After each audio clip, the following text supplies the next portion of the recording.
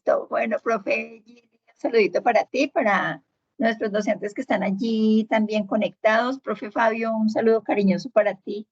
Gracias por siempre estar aquí pendiente con nosotros. Sé que sigue siendo de esta red así no tengas el curso, entonces eso está muy bien. Profe Liliana, también gracias a ti por estar pendiente. Vamos sin más moras a dar inicio. Profe Gini, te dejamos. Muchas gracias a ti y a los profes que están pues aquí liderando esta webconferencia. Esperamos que sea muy productiva para todos. Un abrazo.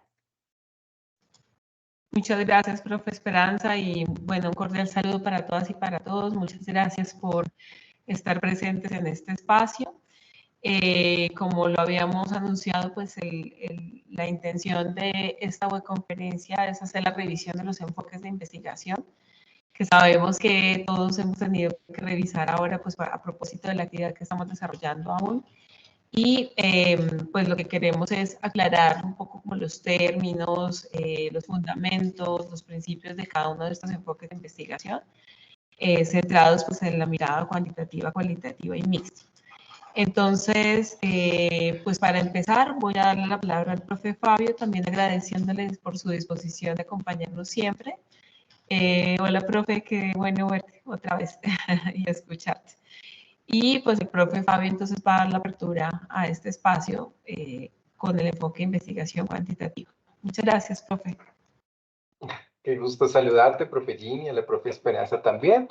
Mucho gusto de saludarlos a ustedes. Yo soy el profesor Fabio Rojas, como lo dijo la profe Esperanza, pues estuve en parte de este curso y uno de mis intereses y de mis habilidades, diría, es como la investigación cuantitativa en psicología, que muchas veces hay como unos pequeños errores y confusiones. Yo creo que más miedos a tratarla, porque como tiene que ver con números, con estadística, con procesos matemáticos, muchas veces estos procesos nos dan un poquito más de miedo.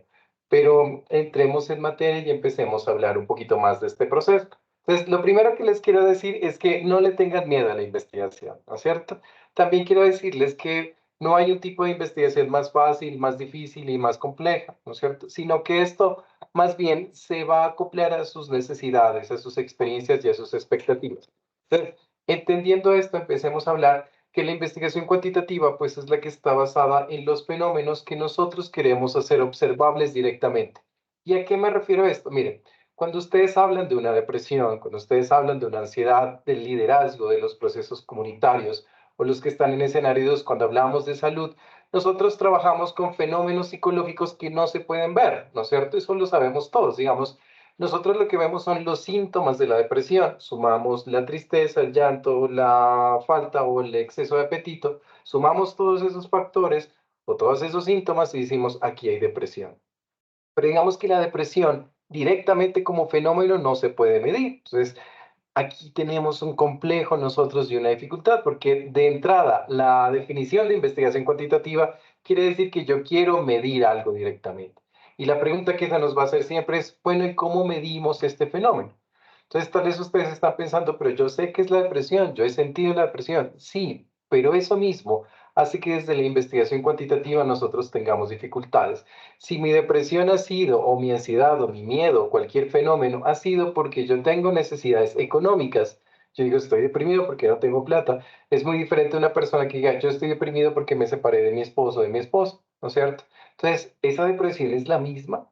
¿Cómo hacemos para medir esa depresión? ¿Cómo hacemos para medir ese fenómeno? ¿Cómo hacemos para inventarnos, imagínense un metro, una cinta de medir que nos permita decir la depresión se va a medir así en todos los sujetos? Entonces, una parte importante de la investigación cuantitativa en psicología es justamente eso, es darles las herramientas para tener instrumentos de medición, ¿no es cierto? O instrumentos de medición o para obtener medidas certeras de los fenómenos psicológicos que estamos observando. Entonces, ¿qué pueden ser estos fenómenos psicológicos? Pues yo recurro a los de siempre, depresión, ansiedad, pero recuerden que el liderazgo, la autonomía, la participación social comunitaria, el bienestar también parte de esto. Entonces, cuando hablamos de investigación cuantitativa, recuerden que queremos esto. Nosotros, los de cuantitativa, somos locos por medir. Nos encanta medir todo. Entonces, nos encanta medir, ordenar y clasificar, ¿no? Si a usted le gusta eso, véngase para este enfoque. Entonces, ustedes siempre van a encontrar que nosotros decimos, en el 80% de los casos, la tasa es de uno de cada 3 personas tiene este tipo de trastorno. hay estos datos. Entonces, siempre nos gusta dar datos porque nos gusta ordenar, porque nos gusta clasificar y porque nos gusta meter a mucha gente en un mismo costalito, ¿no? Entonces, eso es importante mencionarlo porque cuando nosotros estamos haciendo estos procesos, es importante que sepamos cómo medir. Entonces, vamos a tener 4 tipos de investigaciones cuantitativas, que esto es justamente lo que se les pide en el RAI que están haciendo, ¿no es cierto? Esta es tarea 2. Sí, sí, ¿no? Profe, ahí me dice si están en esta tarea, yo lo recuerdo. Entonces, una parte importante que yo recuerdo cuando se hizo ese diseño es que una parte muy importante es la metodología. Entonces nosotros le vamos a preguntar qué tipo de metodología está usando el artículo que usted está desarrollando. Porque como ustedes saben, la metodología pues va a depender de esto. Y aquí yo traigo 4 ejemplos de la investigación cuantitativa, que son la investigación descriptiva, la correlacional, la causal comparativa y la experimental. Entonces vamos de menor a mayor.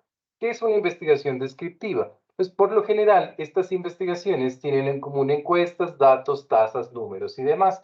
¿Qué es lo que nos interesa a nosotros? Describir un fenómeno, pero describirlo a nivel general. Entonces, ustedes van a ver que los artículos que tienen este tipo de investigaciones les van a decir, sacamos una muestra de 300 sujetos y con estos 300 pudimos generalizar para 2000, para 3000, para 5000.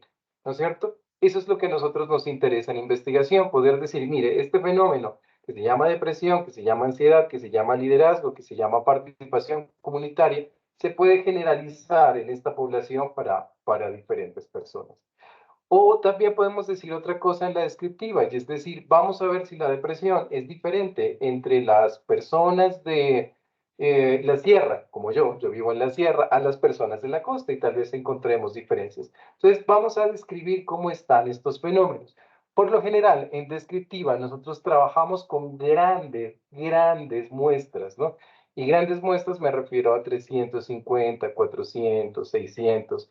Pero si leen investigaciones van a encontrar que hay muestras de 800, de 1200, muestras transcontinentales que son entre países, que eso es muy bonito de leer. Y por lo general va a tener este tema del dato, ¿no es cierto? Segundo, vamos a tener la investigación correlacional. Entonces, vamos a decir que vamos a ir subiendo un poquito en dificultad. Entonces, en la descriptiva solo me interesaba esto. ¿Recuerdan? Vamos a describir cómo está el fenómeno en esta región y tal vez a compararlo con otro. Pero en la correlacional, lo que a mí me va a interesar es relacionar 2 o más variables, ¿no es cierto?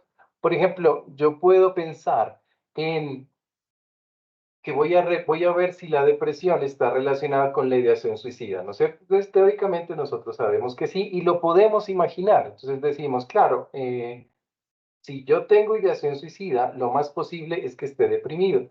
O al revés, si yo tengo un nivel alto de depresión, pues seguramente puede que tenga un nivel alto de ideación suicida. Entonces miren que lo correlacional siempre se va a tratar de relacionar 2 o más en 2 o más variables. Cuando me preguntas que si en la descriptiva, Lorraine, Isabel me pregunta que si en la descriptiva puede ser de muestras más pequeñas, sí. Sí pueden ser muestras pequeñas, pero quiero que me entiendan esto. Una muestra pequeña para nosotros en cuantitativa son al menos 60 casos, ¿sí? O sea, esa es una muestra pequeña, son 60 casos. Lo recomendable son muestras más adelante. ¿Por qué? Y la muestra se van a dar cuenta que es una cosa súper diferente entre cuanti y cual, que eso es una parte bien importante. Pero no se olviden, cuando yo digo muestras pequeñas en cuanti, me refiero a 60 casos. Es lo mínimo que pueden tener, porque con menos casos no les van a funcionar los estadísticos, no les van a funcionar los procesos matemáticos. Muy bien, sigamos, correlacional estábamos. Entonces decíamos, a medida que la depresión aumenta, la ideación suicida aumenta. Y eso para nosotros es súper importante, porque en este nivel ya entramos en las predicciones, es decir, yo puedo saber que si tengo un grupo de niños o de adolescentes, si estoy trabajando en un colegio, si empiezo a encontrar mucha depresión, yo sé que ellos tienen riesgo suicida, ¿no es cierto? Entonces miren que la correlacional nos sirve para este proceso. La investigación correlacional nos puede servir y nos puede apoyar para ver cómo 2 variables se relacionan. Lo interesante de la correlacional es que cuando ya conocemos una variable podemos predecir la otra. Y las relaciones pueden ser como en este caso, que yo les digo, a medida que una variable aumenta, la otra aumenta, o inversas. En inversas nosotros decimos, a medida que una variable aumenta, la otra disminuye. Y esto tal vez los deje pensando, y es ¿cómo puede ser eso? Pues fácil, miren. nosotros podemos hablar de felicidad, ¿no es cierto? De hacer una escala de felicidad, medir la felicidad, y yo digo, bueno, entre más feliz soy yo, o sea, alza la felicidad. ¿Qué pasa con la depresión? Entonces, uno supondría que entre más felicidad exista, va a bajar la depresión, ¿no es cierto? Y eso se van a llamar relaciones inversamente proporcionales. Y lo pueden leer al revés. Ustedes pueden decir, a medida que aumenta la depresión, disminuye la felicidad. Entonces, aunque estos tipos de relaciones les parezcan que son muy obvias, lo que sucede en ciencia y en psicología es que uno no se tiene que limitar a su universo personal y pequeño o a sus experiencias personales, sino que uno tiene que hablar es de todo el universo, no tiene que tratar de generalizar. La mayoría de personas pues pueden tener como este tipo de procesos, ¿no es cierto? Entonces no se olviden, descriptivo es una variable, correlacional 2. Ahora sí vamos con la investigación causal comparativa y esto es como bien interesante porque lo que queremos son encontrar las causas o los antecedentes de algún tipo de fenómeno. Entonces si yo tengo una pregunta que dice, voy a medir quiénes son más infieles, si los hombres o las mujeres, ¿no es cierto? Que es una causalidad. Entonces, yo estoy asumiendo que la infidelidad es por ser hombres o por ser mujeres, ¿no? Entonces, este es un ejemplo que me estoy inventando, no voy a dar respuestas para no ofender sus susceptibilidades, pero cuando hacemos este tipo de estudios, lo que estamos haciendo es una investigación causal, ¿no es cierto? ¿Qué causas generan este proceso? Entonces, puede que al final la investigación me diga, no, la infidelidad no tiene nada que ver ni con ser hombres ni con ser mujeres, sino que tiene que ver con características de la crianza, con algo de eh, problemas personales, autoestima, oportunidad, bueno, igual, muchas cosas. Entonces, este tipo de investigación causal comparativa ya tiene unas características más complejas y es que requiere de unos procesos de análisis mucho más complejos y de procesamiento de información. Entonces, no es comparar cómo se afectan, sino es comparar cuáles son las causas anteriores y cuál va a ser la consecuencia. Por eso es bastante interesante. Y por último, vamos a tener la investigación experimental. Entonces, en la investigación experimental, lo que nosotros tenemos aquí sí son muestras muy pequeñas, es decir, tenemos muestras de 20 o de 30 sujetos. ¿Qué es lo que hacemos en la experimental? Por ejemplo, nosotros podemos decir, yo me inventé una técnica para trabajar con niños que tengan déficit de atención por hiperactividad, que tiene que ver con eh, ponerlos a jugar videojuegos 20 minutos, un tipo de videojuego específico, y eso me va a ayudar a concentrar en memoria de atención. Me estoy inventando, eso no lo hago, pero digo eso, ¿no es cierto? Entonces, ¿cómo yo sé que esta intervención que yo me estoy inventando o que yo estoy diciendo que existe, de verdad existe? ¿No? Entonces yo lo que tengo que hacer es un diseño experimental, es decir, tengo que tener unos 10 estudiantes o 20, estos son bien poquitos, someterlos al proceso de la intervención, someterlos al proceso del proceso experimental y después ver si hubo cambios entre el inicio y el final, ¿no es cierto? Y aparte de eso, yo tengo que comparar a mis sujetos, a mis niños, si quieren, con otros niños que no hayan pasado por el proceso. Los niños que no pasaron por el proceso no deberían tener cambios, los míos sí. Y de esta manera, nosotros podemos demostrar que lo que estamos diciendo no está basado en nuestro conocimiento, en que yo soy muy buena gente o soy tremendamente hábil, sino que la fortaleza de este proceso tiene que ser la técnica. ¿Y por qué les hablo de las investigaciones experimentales? Porque muchas veces, o esperamos que eventualmente, a ustedes les pidan, cuando hagan una intervención social, comunitaria, clínica en salud, les pidan las evidencias de que esta técnica funciona. No. Entonces, aunque tal vez no tienen que pasar por todos estos procesos para demostrar que su técnica funcione, lo que sí tienen que hacer es saber buscarlas, saber consultarlas y saber encontrarlas. ¿Cuál es la dificultad que radica aquí en este proceso? Es que muchas veces este tipo de investigaciones van a estar mediadas por números, por cálculos, por procesos matemáticos. Entonces, eso es lo que a veces nos resulta difícil. Pero generalmente como los psicólogos escribimos para psicólogos, cuando ustedes buscan este tipo de investigaciones va a haber unos párrafitos. Yo les hago la invitación que intenten leerlos, porque estos 4 tipos de investigaciones son los que ustedes van a encontrar, son los que ustedes deberían buscar para el proceso de los análisis de Roll-Wright, porque lo que yo recordaba mucho cuando calificaba era que se confundían entre tipo de investigaciones. Entonces decían, es que aquí se aplicó un instrumento de medición, una encuesta, y ya por aplicar una encuesta es cuantitativo. No, no necesariamente. Tiene que cumplir alguna de estas. No tiene que escribir un fenómeno ya medido. Tiene que relacionar dos o más fenómenos. Tiene que encontrar las causas o tiene que ser un experimento. Entonces, entendiendo eso, vamos a ver un poquito de lo que hemos explicado. Entonces, por ejemplo, bueno, este me faltó, que es el exploratorio descriptivo. Entonces, que se investigan problemas poco estudiados, que indagan sobre una perspectiva innovadora, que ayudan a identificar conceptos promisorios y preparan el terreno para nuevos estudios. Entonces, cuando hablamos de este tipo de estudios, por ejemplo, hay un tema que a mí me encanta, que está muy de boga, bueno, que esperamos que esté muy de boga, que es biotecnología. Y la UNAD tiene como hasta creo que tiene un centro de estudio para estudiar, para hacer los estudios en realidad virtual. Entonces uno diría, bueno, ¿qué tipo de intervenciones podríamos hacer con realidad virtual? ¿Será que podemos trabajar funciones ejecutivas con niños que no tengan acceso a esta tecnología para que a través del juego, la diversión y los nuevos accesos tengan este proceso? Casi no hay investigaciones de eso. Entonces podemos verlos, ¿no es cierto? En el descriptivo, ya consideramos que el fenómeno ya está estudiado, ¿no es cierto? Entonces, vamos a hablar del suicidio, ¿no es cierto? Entonces, por ejemplo, de suicidio, nosotros sabemos que hay diferencias por género. Entonces, se matan más los hombres, pero intentan más las mujeres, ¿no es cierto? Eso ya lo sabemos por la investigación. Entonces, miden conceptos y definen variables. Entonces, yo quiero decir, hombre, ¿será que esta diferencia de hombres y mujeres también se da entre lo rural y lo urbano? ¿Será que esta diferencia donde las mujeres tienden más a la ideación suicida también se da en este nivel? Entonces, mido mujeres en un contexto rural y mido mujeres en un contexto urbano, mido hombres en un contexto rural y mido mujeres en un contexto urbano y trato de medir esos conceptos y de definir variables. En el relacional, que ustedes tenían ahí como explicativo, lo que ofrecen son predicciones. ¿Se acuerdan que les decía? Y explicar la relación de variables. Cuantifican relaciones entre variables. Entonces, yo hace muchos años estuve en una investigación donde a nosotros nos interesaba saber cuáles eran los determinantes de la conducta suicida. Y teníamos muchísimas preguntas sobre eso. Teníamos el tema del género, teníamos la posición económica, teníamos los eventos vitales estresantes, teníamos historia previa de desórdenes psicológicos, teníamos la edad, teníamos el trabajo, la educación, el estado civil, teníamos muchísimas variables, muchísimas variables.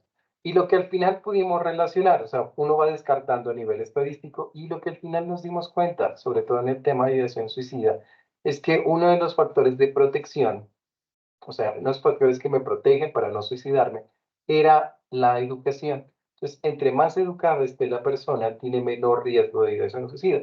No eran ninguno de los otros que les dije, ni la familia, ni la relación de pareja, ni los temas económicos.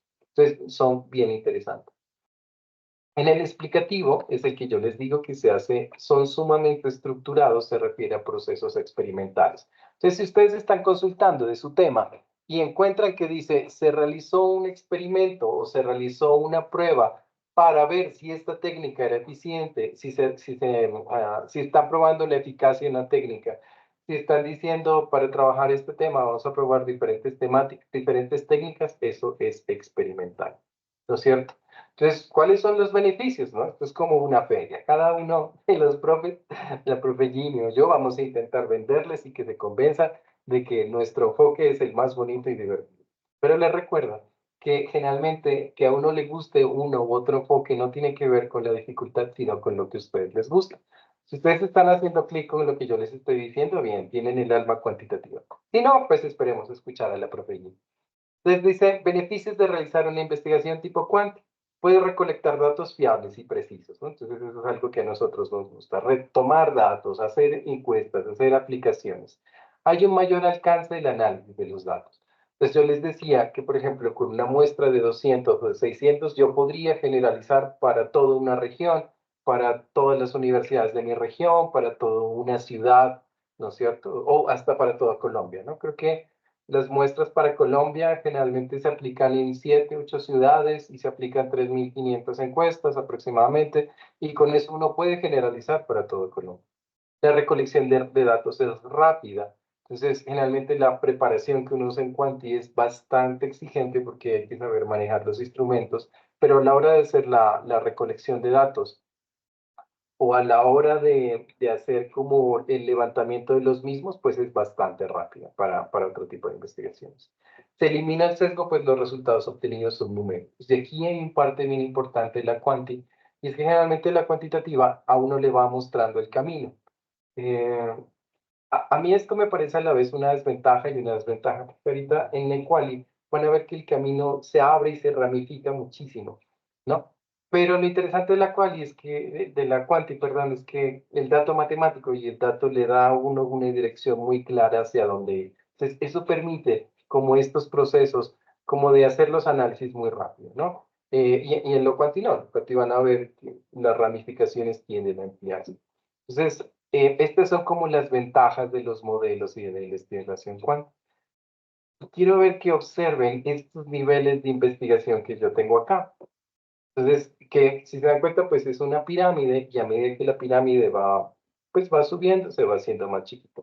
¿Por qué decimos eso? Pues claro, entre más va aumentando la pirámide, entre más va aumentando el nivel, es mucho más difícil el proceso. Y en el lado derecho de la pirámide van a ver que hay unos procesos que dicen cualitativo, univariado, bivariado, causalidad, predicción y mejora, ¿no? ¿Por qué les puse esas palabras? Porque esas palabras son las que generalmente uno se encuentra cuando está haciendo la búsqueda o el rastreo de los artículos. Entonces, ese cualitativo no es de la época que les explico. Entonces, tiene que ver con otros procesos. Entonces, si ustedes dicen, profe, yo quiero buscar un estudio descriptivo de la depresión, de la ansiedad, del hambre, entonces, análisis univariado, análisis bivariado, o relacional, o descriptivo, o explicativo. Entonces, estas palabritas que tienen aquí, unido al tema que ustedes estén buscando y a la palabra psicología, por lo general les va a empezar a describir. Entonces, tenemos el primer nivel, que es el más bajo, que es el exploratorio y donde están la mayoría de las investigaciones. Ahí dice cualitativo más bien porque tiene un proceso de exploración frente a este tema. Lo cualitativo tiende a ser como de mucho interés y de mucha búsqueda y mucho rastreo. Entonces, una vez exploramos el fenómeno, lo conocemos, lo delimitamos y lo entendemos, vamos subiendo al descriptivo. Entonces, en el descriptivo, recuerden, tenemos solo una variable, ¿no es cierto? Vamos a estudiar una variable, máximo dos variables y demás. Después subimos al relacional bivariado, donde vamos a meter dos variables. En el explicativo, que vamos a ver qué explicaciones se pueden hacer frente a este fenómeno. En el predictivo, que vamos a ver cómo predecimos. Y en el aplicativo, que es, yo les voy a decir que lo efectivo para trabajar este tema y este término es esta técnica, ¿no es cierto? Entonces yo digo, yo sé que para pacientes con depresión, una de las técnicas más efectivas es la activación conductual, ¿no? Porque ahí están en todos estos otros estudios. ¿Qué es la activación conductual? Simplemente mencionar al sujeto que realiza actividades, esto muy resumido, que realiza actividades de movimiento, de conducta, que lo hayan hecho feliz en el pasado. Digamos que de manera muy resumida, eso sería el tema de la investigación. Entonces, a mí me gusta este proceso porque me permite entender y me permite decirles cuáles pueden ser las palabras claves que tienen relación, por ejemplo, causalidad y bivariado son palabras que de una tienen relación con la investigación cuantitativa cuando ustedes puedan tener dificultades y problemas. Lo importante de la investigación cuántica o de este tipo de investigaciones es que yo quiero que me entiendan, uno, que hay que entender es como el sentido de la investigación y hacia dónde queremos llegar. No importa tanto las tablas, bueno, sí es importante, pero si ustedes leen un poco más un artículo que tenga información cuántica de psicología escrito para psicólogos, se van a dar cuenta que los cuadros, aunque importantes, y los análisis siempre vienen explicados. Y generalmente entre pues más sube el cuadrito, más sube la pirámide, perdón, es más difícil. Entonces los investigadores generalmente son mucho más hábiles y son muy poquitos, ¿no? Entonces nosotros no tenemos que ser un investigador top para conocer, pero sí tenemos que ser buenos en la lectura. Y acá tenemos una de los procesos que más me gusta a mí o que yo más conozco, que es la psicología basada en evidencia. Ahí está la página que se llama Psicologízate en Casa, si quieren. Entonces, miren, hace muchos años, bueno, hace pocos años, muchas de las intervenciones que nosotros realizábamos como psicólogos estaban basadas en la buena voluntad, ¿no? Entonces, no, es que yo quiero ser psicólogo, es que yo escucho bien, es que yo quiero intervenir y me gusta dar abrazos, bueno, no sé. Entonces, resultado de eso ha pasado que muchas de las técnicas que se han aplicado, se han realizado, se han hecho, tienen un problema. Y es que estas técnicas han partido de la buena voluntad de la gente, pero, o de los profesionales, o de los terapeutas, o de alguien, pero no han tenido evidencia suficiente. Es decir, son intervenciones que se hacen con algo que nosotros llamamos iatrogenia, que son intervenciones bien intencionadas, pero que al no tener sustento, pues puede tener problemas de intervención. ¿Me entiendes? Es decir, yo puedo decir, es que basado en mi experiencia personal, yo creo que lo principal cuando estoy trabajando con un consumidor de spa es regañarlo y moverlo y gritarle. Entonces, uno diría que esa es una intervención iatrogénica. ¿Por qué? Porque es una intervención que está causando daño debido a que no está basada en evidencia. Puede que a usted le funcione, puede que usted haya tenido una buena experiencia, pero usted y su visión de la vida no es la de todo el mundo. Por eso es que yo les digo que en investigación cuántica nosotros tendemos a hacer esto mucho, ¿no? A tratar de generalizar. Pero ¿qué es la psicología basada en evidencia? Pues primero, es la integración de la mejor evidencia con la experiencia clínica y las expectativas del paciente. Son esas tres cosas, ¿cierto? Entonces, yo voy a tener varios investigadores, van a probar varias técnicas y me van a decir, mire, esta es la mejor técnica para ese tratamiento, para ese trastorno o para ese fenómeno social. Después me van a decir, yo le voy a preguntar al paciente de estas técnicas, ¿cuál te parece que podemos hacer? Y por último, la experiencia clínica. Entonces son tres cosas. Es la experiencia profesional, es la mejor técnica disponible y por último, las expectativas del paciente. Y esto también lo pueden trasladar a la comunidad, ¿no es cierto? Entonces, este pilar es bien importante porque muchas veces una de las críticas que le hacen a la psicología basada en evidencia es que parece que fuera una receta, ¿no? Que como que yo les voy a decir en la primera sesión, hagan esto y hagan esto. Y no es así, no es para nada cierto, porque nosotros tenemos muy en cuenta las expectativas que tiene el cliente, el paciente o la comunidad. Y esto a nosotros nos ayuda a mejorar las intervenciones y las evaluaciones disponibles. Entonces, según Oxford, nosotros tenemos una pirámide también, me han dado cuenta que me gustan las pirámides, que son como los niveles de evidencia y a cuál debemos apuntar. Entonces, en el fondo de la pirámide, que va a ser lo contrario de la anterior, dice que la opinión de un experto es tremendamente desaconsejable, ¿no? Entonces, esto es lo peor que ustedes pueden hacer cuando estén haciendo intervenciones de cualquier tipo, intervenciones basadas en evidencia, intervenciones sociales, intervenciones comunitarias, y es basarse en la opinión de un experto, o basarse en la opinión, tanto en la suya personal, de sus experiencias personales, como en la opinión que una persona tenga. ¿Por qué? Porque la opinión de una persona va a estar sesgada por su propia experiencia y no sabemos si es generalizable. Así sea yo el experto, así sea un magíster, así sea un doctor o una doctora, así sea el que se inventó la técnica. La opinión, y escúchenme lo que les digo, la opinión de un experto frente a un fenómeno de intervención, de medición o de trabajo con psicólogo no es aconsejable. Es más, es tremendamente desaconsejable. ¿No es cierto? Porque, de nuevo, porque el sesgo influye en ese proceso. Pero de que subamos en la pirámide vamos a ir viendo más. El otro dice casos únicos y estudios correlacionales. Los casos únicos es cuando usted tiene un caso que ha sido exitoso, pero solo tiene uno, ¿no es cierto? Entonces, no, es que mi vasta experiencia que yo he trabajado, mire que con esta persona me fue bien y con eso dicen que crearon la teoría. No, eso no sirve. Los casos únicos en psicología o las experiencias exitosas en psicología de un solo caso, de una sola comunidad, a mí no me sirven y no me interesan. El segundo nivel, el tercero, es el que dice estudios de casos y controles. ¿Qué es un estudio de caso y control? Son estos donde yo les pido que comparen lo que yo les decía, un grupo experimental con un grupo control. Recuerden que los grupos controles uno no los interviene, solo los experimentales. Entonces yo aquí puedo decir si de verdad mi técnica, mi forma de medir está funcionando, porque generalmente los grupos o los experimentales van a tener una mejoría. Eso es lo que uno esperaría de una técnica que sí está basada en evidencia. Entonces miren que aquí ya no es la opinión de un experto, ya no es la visión personal que tenga, no es un caso de éxito, sino que yo voy a controlar. Y por lo general, estos estudios deben estar publicados o bien sea en un libro, o bien sea en una revista científica o reconocidos por una entidad, por ejemplo, como ASCOPAP, Colsig o cualquiera, ¿no? Entonces, mucho de lo que nosotros vemos en psicología actualmente son estos gurús, esta gente que se dedica a redes sociales, que escribe libros y da consejos. No tienen nada que ver con lo que nosotros hacemos, ¿cierto? Porque nosotros tenemos una carga científica bien sea del modelo que ustedes tienen, pero es una carga y es una visión científica de la conducta.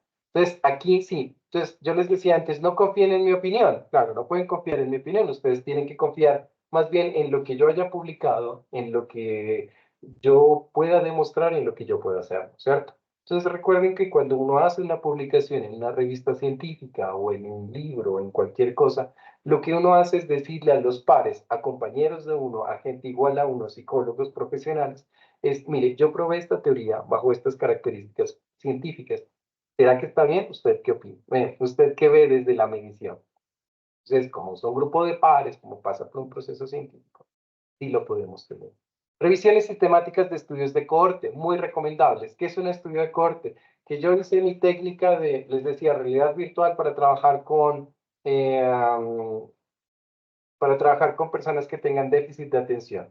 Entonces hice el proceso experimental, me demostró que sí. Las cortes es que yo pruebo eso a lo largo de los años. O sea, una primera corte ahora, después vuelvo a hacerlo en un año, con otra corte, después vuelvo a hacerlo con otra corte, con otra corte y con otra corte. Es decir, con varias personas y demuestro que la técnica es eficaz.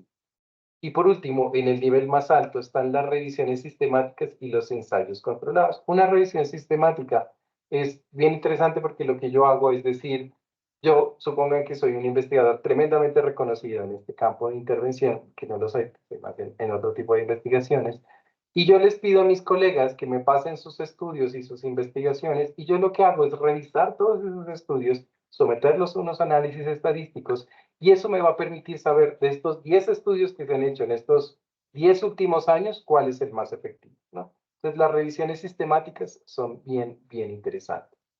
¿Y para qué hacemos todo esto? Entonces, para lo que yo les estaba haciendo. Porque en psicología, sobre todo, existe este proceso que es la pseudociencia.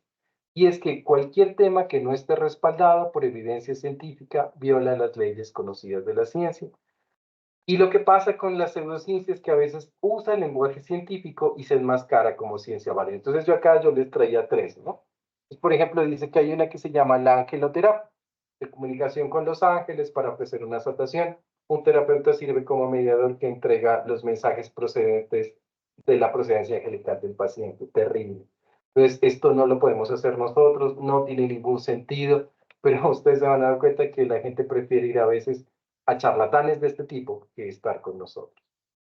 Constelaciones familiares, que son una serie de juegos de rol llevados con personas que significan relaciones familiares en un proceso que se llama constelación, tremendamente riesgoso si el profesional se pasa aquí, ¿no es cierto? Esto no se debe hacer. Programación neurolingüística.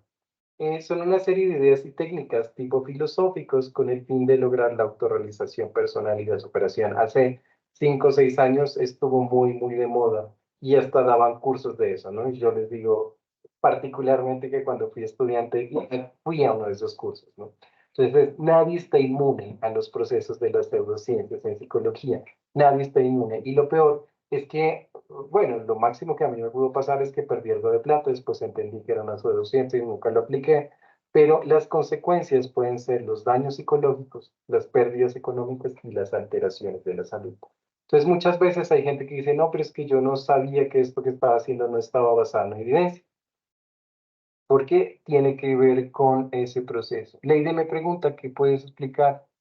¿Cuál es lo listo? Sí, las constelaciones familiares que han estado muy de moda, por lo general lo que hace es poner a las personas en situaciones de juegos de roles, ¿no? Entonces usted hágase pasar por su mamá y yo la voy a poner en una postura. ¿Qué es lo que pasa con eso? Esto generalmente se hace con gente que ve la constelación o en un proceso de grupos muy grandes. Se lo hace en grupos muy grandes porque hay un beneficio mucho mayor y económico para las personas.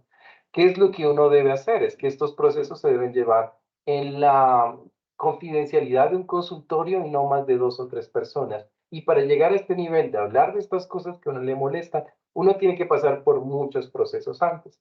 Entonces, ¿cuál es lo riesgoso? Que puede parecer un momento catártico, que puedes hablar y expresar de algo que tengas callado y cerrado, pero estos procesos no evolucionan y no siguen con la terapia. Entonces, como no está dentro de un modelo terapéutico, uno se queda solo en la ira, se queda en la rabia y no sabe cómo elaborar. Entonces, ahí es que generan daños psicológicos. Mis amigos que están en clínica, yo no soy clínico, soy investigador, lo que me han dicho muchas veces es que ellos tienen muchos procesos o tienen mucho trabajo debido a gente que ha ido a constelaciones familiares que después quiere ir eh, a un terapeuta profesional para que arregle lo que dañaron las constelaciones.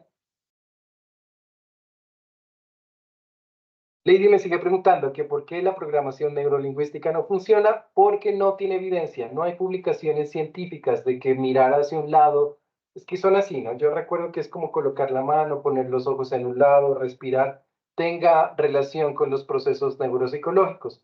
No soy neuropsicológico, no soy neuropsicólogo, pero mis compañeros neuros se reían mucho cuando ellos decían, no, esto no funciona así. Entonces, lo que pasa es que generalmente la pseudociencia te muestra un lenguaje cuasi científico, pero si tú quieres saber si una técnica funciona o no, tienes que buscar o un artículo científico publicado en una revista indexada, es decir, un artículo donde te diga, vea este proceso, o libros validados o apoyados por instituciones científicas. Entonces, lo que te digo es, no funciona porque no hay evidencia. Ellos no se han sometido, los que hacen programación neurolingüística, no se han sometido nunca a que otros vean sus intervenciones. Ellos dicen, sí, funciona, y parece que funcionara, pero digamos que esa es la trampa de la pseudociencia, ¿no? Que parece que funciona. Lo que yo te decía, es que tuve este caso de éxito, pero no funciona, simplemente porque no hay evidencia. Entonces, frente a eso, como yo les decía, ya les decía lo que no ha funcionado, ¿no? Pero hay cosas que sí funcionan. Ustedes las pueden buscar fácilmente. Por ejemplo, las técnicas de psicología basada en evidencia, como la relajación diafragmática, que es la respiración donde uno infla el diafragma y lo baja, sirve muchísimo para controlar los procesos de ansiedad y de esto van a encontrar muchísima información que es básicamente mindfulness. Y miren, acá, si se dan cuenta, en el fondo de la diapositiva dice Cheng F1 Yang, Chin, bueno, en 2017, la efectividad de la respiración diafragmática, entrenamiento de relajación para reducir la ansiedad, perspectivas en psiquiatría, esa es la revista. Entonces, si ustedes ven, o si ustedes encuentran, por ejemplo, que de programación neurolingüística hay una cita así en una en una revista indexada, es decir, en una revista científica, muy bien. Pero lo que uno sabe encontrar en redes sociales y en esto es link a una página en Instagram, link a un blog, link a una universidad que uno no tiene ni idea si eso sirve. Entonces ahí es que uno empieza a sospechar de estos procesos, porque nunca te dan citas de este estilo, nunca te muestran la investigación científica, nunca te muestran de dónde viene. Uno de los temas que a mí siempre me gusta traer es entonces, este artículo, que ya está un poquito viejito, del 2012 más o menos, es el artículo de Natalio Pacheco, Pablo Fernández y Miguel Maestro. ¿De qué trata este artículo? Si lo quieren medir, ahí está, se llama Medidas de Evaluación de la Inteligencia Emocional. ¿De qué habla este artículo? Este artículo dice que la inteligencia emocional es relativa a cada cultura y que cada cultura y cada subcultura, y me refiero, por ejemplo, en Colombia, a la costa, Nariño, donde estoy yo, el centro, el sur, el norte y el oriente, todos tenemos visiones diferentes de la propia inteligencia emocional. Entonces, no se puede entrenar inteligencia emocional porque no se puede medir. Entonces, lo que concluye el artículo es que todos los procedimientos para trabajar inteligencia emocional están errados, porque la inteligencia emocional aún no se puede entender debido a que las variables demográficas y culturales hacen que sea increíblemente difícil. Entonces, si ustedes alguna vez han hecho un test de inteligencia emocional, de entrada les digo que eso no funciona, no funciona. Como mi área de expertise es la psicometría, que es la medición y la evaluación. Entonces, no hay un instrumento de inteligencia emocional que funcione. Por tanto, programas de inteligencia emocional tienen que tener otra visión de dirección basada en la cultura en la que están trabajando. Entonces, no existen programas y no deberían existir programas de inteligencia emocional que hablen de este tema. ¿Listo? Entonces, para repasar y para terminar, que ahorita ya empezamos con el otro modelo, lo que yo les quiero decir del modelo cuantitativo es esto. A nosotros nos interesa generalizar, nos interesa medir, nos interesa experimentar y nos interesa evaluar grandes cantidades para sacar este tipo de teoría. Estamos muy en la pelea, y eso es de todos los psicólogos, de pelear contra las pseudociencias, porque este no es un tema ético. Y la invitación de nuevo es que lean y traten de leer, sobre todo para este ejercicio, más allá de los números, porque el sentido es este, es describir una variable, es descriptivo, relacionar dos o más variables, es correlacionar, que es como cómo se afectan, el tercero es ver cuáles son los efectos, y el último es ver cuál es la técnica más efectiva, ¿no es cierto? Entonces, eso nos puede servir muchísimo, muchísimo.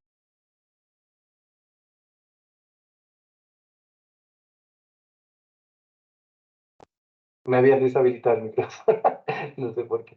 ¿Listo? Sí, Entonces, profe, qué pena, es que había un ruido por ahí, entonces no encontraba quién era y por eso deshabilité a todos. Ya, Ok, no hay gracias. ningún problema, profe. Entonces, eso a manera de resumen. ¿Cuál es mi invitación final? Ya me está pidiendo que me devuelva, con muchísimo gusto. ¿Cuál es mi invitación final? Uno, que traten de leer más allá del miedo a los números, porque por lo general, si uno va con el miedo a leer o de los números, pues no van a leer bien. Lean un poquito más allá. Generalmente las tablas sirven para explicar, pero uno se va acostumbrando. Y los artículos, y eso sí les recomiendo, busquen artículos de revisión más que libros, porque los artículos son una ventana de entrada mucho más fácil para este proceso. ¿Listo? Entonces, muchas gracias por escucharme. Yo sigo por acá, por si acaso tienen preguntas al final. Entonces, ahora sigue la profe. Vale, profe Fabio, muchísimas gracias. Bueno, como lo decía hace un momento el profe, pues la idea es que aquí hagamos una vitrina de venta, en el mejor sentido de la palabra, de los enfoques de investigación. El profe Fabio es un experto y, lógicamente, por su experticia y su conocimiento, pues hace uso de los métodos de investigación cuantitativos. Por mi parte, estoy más como en las visiones más cualitativas, aunque no niego las bondades que tienen pues, todos los enfoques de investigación, ¿no? Y los enfoques cuantitativos, pues no son la excepción tampoco para esto, ¿no? Para generar conocimiento, para abordar pues los temas propios de nuestra disciplina. Pero bueno, en este momento, ya habiendo como abordado los fundamentos de estos enfoques de investigación cuantitativos, pues vamos a revisar un poco lo cualitativo. Y en ese sentido, a mí siempre me gusta que entendamos que lo que hay detrás de los enfoques de investigación siempre es una mirada, una forma de generar y de producir conocimiento sobre los fenómenos pues, que nos competen dentro de nuestra disciplina y dentro de nuestra área, ¿no? Entonces, por eso nosotros siempre acudimos a pensar y a considerar lo que son los paradigmas de investigación. Yo creo que los hemos escuchado. De pronto a nosotros nos los han pedido en ejercicios investigativos previos que hayamos tenido de pronto en otros cursos, o de pronto lo hemos revisado en algunos de los artículos o de los textos científicos que hemos encontrado por allí, o de pronto en las tesis, ¿no? Los trabajos de grado, si algunos hemos tenido la oportunidad de revisar los trabajos de grado, siempre nos piden mantener como ese orden lógico de que digamos en qué paradigma de investigación estamos, cuál es el enfoque, cuál es el método, etcétera, etcétera. Y esto tiene una razón de ser, porque el paradigma se asume que es este conjunto de nociones que forman una visión del mundo en torno a una teoría dominante, una teoría hegemónica en determinado periodo histórico. Es decir, el paradigma nos dice la manera como se ven las cosas en un momento específico. Y eso significa que los paradigmas no son acabados, no son determinados, no son únicos, sino que al contrario, en la medida en que vamos evolucionando, va evolucionando el conocimiento mismo, va evolucionando la manera como abordamos y como generamos conocimiento, pero los paradigmas también se pueden ir transformando. Y al contrario también, ¿no? Es decir, en la medida en que surge el paradigma, pues también se van dando como formas y metodologías de generar ese conocimiento. Y por eso es que es tan importante que nosotros podamos entender cuáles son esos paradigmas de investigación y de dónde nacen los enfoques, porque los enfoques tienen una lógica de producción de conocimiento, que es lo que pues, nos parece interesante e importante que entendamos y tengamos claro para que podamos identificar las diferencias cuando estamos haciendo las revisiones de los textos científicos, sobre todo pues en la tarea que ustedes están desarrollando, si bien se han dado cuenta y nosotros igual, los tutores vamos revisando y vamos retroalimentando y les vamos diciendo, no, esta investigación no corresponde con ese enfoque, o fíjate que tienes muchas investigaciones que todas están apuntando a un mismo enfoque, no estás realizando la diversidad, etcétera, etcétera. Pero lo importante de esto es que podamos entender cuál es la lógica o qué es lo que hay detrás de cada uno de estos enfoques de investigación. Entonces, digamos que en un orden lógico de generación de ese conocimiento, nosotros tenemos un fundamento filosófico que es el que nos dice la epistemología del conocimiento, es decir, cómo se produce el conocimiento. Hay distintas formas de hacerlo, ¿cierto? Entonces, lo que encontramos nosotros es entender, en un primer nivel o en la base es como entender cómo se está generando y cómo se está produciendo el conocimiento. Y es cuando hablamos de los fundamentos epistemológicos, ¿sí? De producción de conocimiento. Después de esto, entonces, hablamos del paradigma científico, que son estos modos en que se ve la forma en que se entiende el mundo, en que se concibe el mundo. Y luego de eso entonces encontramos los métodos de investigación, que dentro del método, el método nos va a decir a nosotros el proceso, los pasos a seguir para generar un proceso de investigación. Y ahí entonces encontramos el diseño, la recolección de datos, y eso significa que tenemos que entender cuáles son las técnicas que tenemos para recolectar los datos, los instrumentos que utilizamos dentro de cada una de las técnicas para recoger los datos y la manera como analizamos o procesamos la información. Pero todo eso responde a un paradigma y todo eso responde pues a ese fundamento epistemológico, esa forma de producir el conocimiento. Adriana está pidiendo la diapositiva anterior. Adriana, si quieres ahora al finalizar podemos revisar cuál es la diapositiva que quieres revisar específicamente. ¿Listo? Y nosotros igual... Vale, Adriana, gracias. De todas maneras, nosotros les podemos compartir luego la presentación junto con esta grabación para que ustedes puedan consultar en cualquier momento pues, la información. Bien, entonces, teniendo claro que vamos a centrarnos en entender cómo esta lógica de cómo se produce el conocimiento, vamos a mirar los tipos de paradigmas. Acuérdense que los paradigmas es la manera como abordamos y vemos el mundo, cómo concebimos el mundo. ¿Listo? Entonces tenemos, al menos dentro de las ciencias, dentro de la generación de conocimiento y en las ciencias sociales, hemos identificado 3 tipos de paradigmas hasta el momento. Acuérdense que decimos que los paradigmas también pueden ir cambiando a lo largo de la historia, ¿cierto? Pero hasta el momento podemos decir que todos los tipos, métodos de investigación se pueden agrupar en estos 3 paradigmas. Entonces, por un lado, tenemos el paradigma que orienta estas ciencias positivistas o empírico-analíticas, que lo que buscan es generar un conocimiento de la realidad abordado por teorías físico-matemáticas. Es decir, la manera como se concibe el mundo es a través de ciencias que pueden ser medibles, cuantificables, y en ese sentido, la lógica que hay detrás en la construcción del conocimiento lo que nos dice es que debería haber una exactitud en el conocimiento, ¿cierto? Busca, por lo tanto, explicar, busca predecir, busca controlar el objeto de conocimiento, busca esa objetividad y pues el interés es técnico en la medida en que buscamos que haya un lenguaje también universal, un lenguaje que sea generalizable, un conocimiento que sea generalizado y que ayude a explicar todos los fenómenos, pues en este caso de las ciencias sociales, pero también de la naturaleza, ¿no?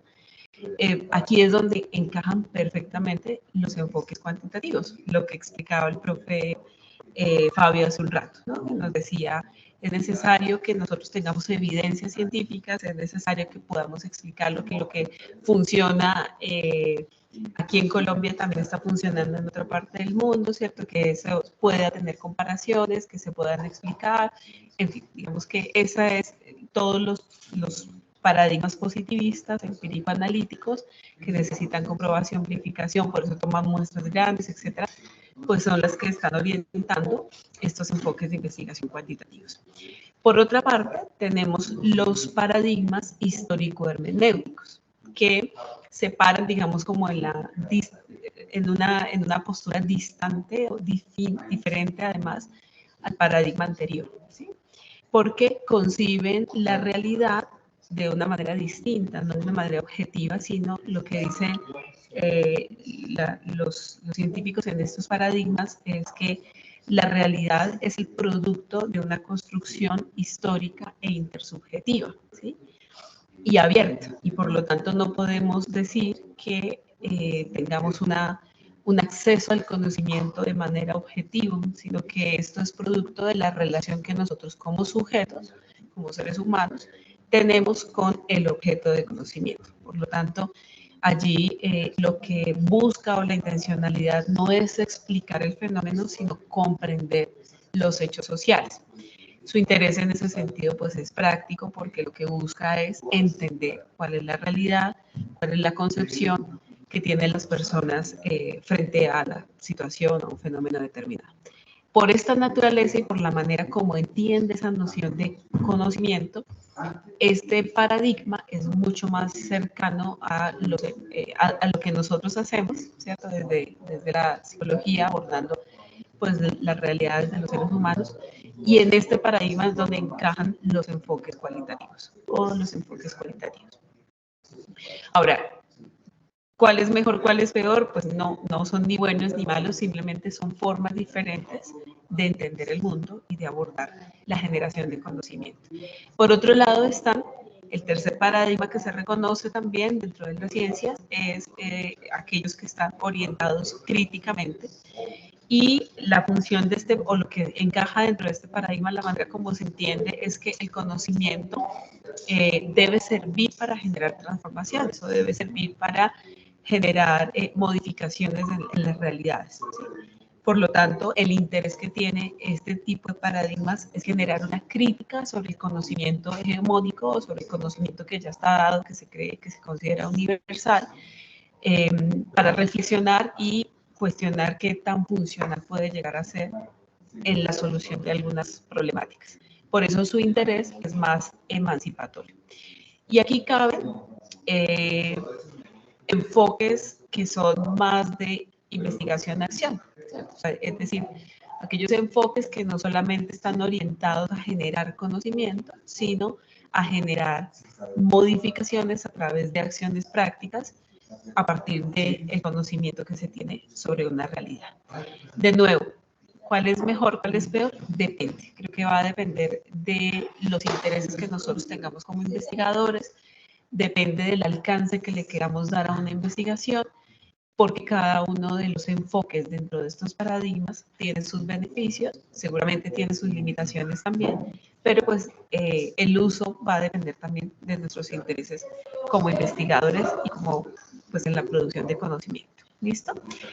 Entonces, en ese sentido, vamos, como estamos mirando los contrastes entre el enfoque cualitativo y el enfoque cuantitativo, vamos a mirar un poco como la lógica que hay detrás, teniendo en cuenta estos paradigmas, cuál es la lógica en la producción de conocimiento que hay detrás de estos enfoques, ¿no? Entonces, por un lado, tendríamos este modelo positivista, este paradigma empírico-analítico. Por el otro lado, tendríamos un modelo dialéctico, hermenéutico, que es más interpretativo, y en contraste con eso, pues tendríamos el enfoque cuantitativo, que se acerca más o está dentro de ese modelo positivista, el enfoque cualitativo que estaría dentro de ese modelo dialéctico hermenéutico, ¿no? Por un lado, pues dentro del modelo positivista se asume y se entiende que la realidad debe ser conocida por el sujeto. ¿Por qué? Porque la realidad está fuera de nosotros. Existe por sí misma, fuera de nosotros, y nosotros como sujetos cognoscentes lo que hacemos es acercarnos a esa realidad a través de unos mecanismos que nos permitan explicar cómo es esa. Accedemos a ella de manera objetiva, ¿cierto? Porque la realidad existe, así nosotros no la veamos o nosotros no la interpretemos, ella siempre va a estar ahí. Por lo tanto, lo que tenemos que hacer como sujetos es acercarnos a ese objeto y acercarnos a través de un lenguaje que sea universal, porque la silla está fuera de nosotros independientemente de que nosotros la veamos, la usemos o no la usemos. Y esa silla debe ser igualmente entendida e igualmente utilizada aquí y en cualquier otro lugar del mundo. Por eso la lógica de entender que los objetos de conocimiento son universales y tienen que ser explicados para poder conocer esa realidad. Por lo tanto, el lenguaje que se utiliza es un lenguaje matemático, porque es un lenguaje exacto, es un lenguaje preciso y es un lenguaje universal. Por su parte y en contraparte, digamos, en otra vía, en otra dirección de pensamiento y de producción de conocimiento está el modelo dialéctico, y lo que dice, contrario a lo que dice el modelo positivista, es que la realidad no se existe fuera de nosotros, la realidad se construye a partir de la relación que nosotros como sujetos establecemos con el objeto y también con otros sujetos. Y en la medida en que interactuamos con esos objetos o con esos otros sujetos, esa interacción va en doble vía, es decir, es dialéctica. Nosotros también vamos cambiando nuestras percepciones, también vamos cambiando nuestra forma de entender el mundo a partir de esa interacción que tenemos con ese otro o esos otros sujetos que están fuera de nosotros. Y en ese sentido, no se puede decir pues que tengamos un acercamiento a través de lenguajes que sean exactos, porque va a depender justamente del uso del lenguaje que nosotros tenemos, digamos, como referente del lenguaje natural para poder interactuar y generar ese conocimiento. Por lo tanto, cuando hablamos de lenguajes naturales, hablamos de las palabras, de los símbolos, de los significados que construimos a través de ese uso de los símbolos, y por lo tanto, entonces, en los enfoques cualitativos no utilizamos los números, sino utilizamos más las palabras o esos significados y esos sentidos que se le dan a todas esas formas de expresión de los lenguajes, ¿no? Entonces, bueno, son dos modelos distintos de producir conocimiento y de entender la realidad para poderla explicar, por un lado, describir y comprender, por el otro lado. En ese marco, entonces, y entendiendo la diferencia entre los paradigmas, entendiendo las lógicas distintas de producción de conocimiento que hay detrás de cada uno de los enfoques, entonces vamos a revisar lo que significa la investigación cualitativa, ¿no? Ya sabemos entonces que está enmarcada dentro de estos paradigmas, nuestros modelos dialécticos, hermenéuticos, que están acorde con la interpretación, que utilizan lenguajes naturales, que se acerca pues al uso de las palabras, de los símbolos, los significados, la semántica, la sintaxis incluso también. Y allí entonces pues encontramos una diversidad de formas también de acceder, de generar y de acceder al conocimiento, ¿no? El alcance de los enfoques cualitativos son más de orden descriptivo, ¿no? Recordemos que el profe Fabio nos decía hace un rato, nos interesa explicar, ¿no? Explicar los fenómenos para llegar a incluso predecir, tener un poco muy control del conocimiento y llegar incluso a predecir lo que sucede pues, en el conocimiento, si modificamos variables y sabemos que A genera B, pues entonces podemos moldear o manipular un poco una variable para generar otro resultado, en fin. El interés de los enfoques cualitativos son más descriptivos, ¿no? Porque nos interesa comprender, entender cómo es que los fenómenos se están dando, quiénes estarían implicados, y en ese sentido nos interesa es ser más intensivos en esas explicaciones, que sean más exhaustivas, que en la medida en que logremos entender la diversidad de factores que giran alrededor de un fenómeno, pues podemos también describir mejor el fenómeno y somos más profundos, ¿no? Que es otro de los alcances en la profundización de ese conocimiento, ¿no? También entonces entendemos que el conocimiento no es generalizado, el conocimiento no es universal, sino que es localizado y que va a depender de las circunstancias, del contexto, del momento histórico y de los factores que estén implicados en esos espacios que son más localizados. En términos de explicación, bueno, los enfoques cuantitativos siempre buscan plantear unas hipótesis a partir de las interacciones de variables, ¿no?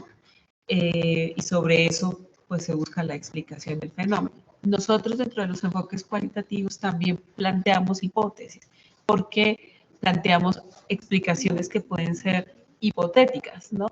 O descripciones que pueden ser hipotéticas, es decir, circunstanciales, que orientan un poco la generación de ese conocimiento. Pero no son rígidas, no son circunstanciales, pueden ser cambiantes también en la medida en que el conocimiento, la interacción con el contexto, con las personas que están implicadas dentro de las investigaciones, pues nos van dando o nos van abriendo más bien las posibilidades de describir y entender los fenómenos.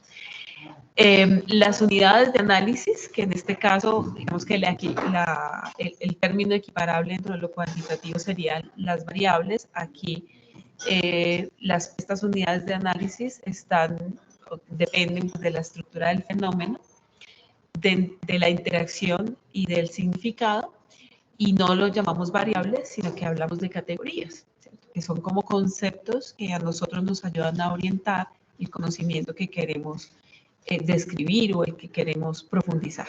Nosotros no llegamos tampoco como las investigaciones cualitativas más clásicas son completamente inductivas, entonces llegamos a un escenario y ahí vamos mirando qué va surgiendo, pero no, claro, no, eso no significa que no haya una organización o que no hayan unos conceptos previos que nosotros reconocemos como orientadores de ese conocimiento que queremos generar.